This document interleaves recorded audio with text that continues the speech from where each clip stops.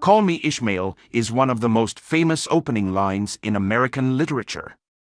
With these words opens one of the strangest and most gripping stories ever written about the sea and seafaring. Moby Dick by Herman Melville is today considered one of the greatest novels written in America, but paradoxically, it was a miserable failure when it first made its debut in 1851. Entitled Moby Dick or the Whale, the book finally got its due after the author's death and is now regarded as a classic portrayal of mania and fatal obsession. The narrator, Ishmael, travels to New Bedford, Massachusetts, to find a place on a whaling ship. He lodges at a seedy inn where he is forced to share a room with a strange old character, Queequeg, who was a harpooner. Despite his initial revulsion of Queequeg, Ishmael decides to join him in looking for work together.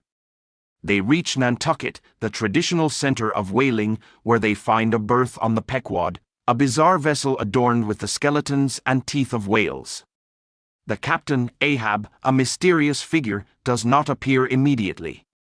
Later, they come to know that he is on board, recovering from losing a leg on his last voyage, having escaped death narrowly following an encounter with a massive sperm whale. As the ship sails past Africa, Ahab's sinister motives begin to emerge. His agenda is to hunt and destroy a legendary whale named Moby Dick, whom he has unsuccessfully pursued several times.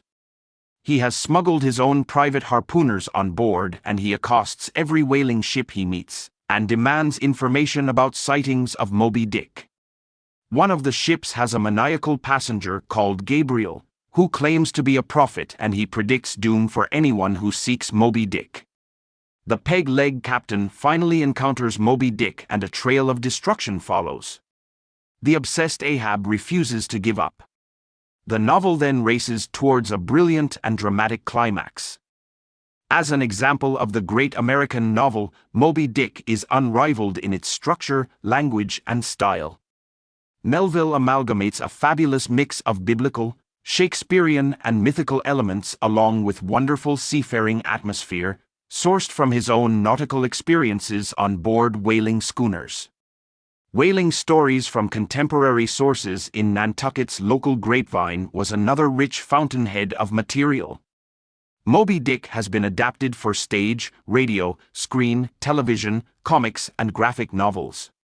It remains a strange and unforgettable classic which no reader should miss.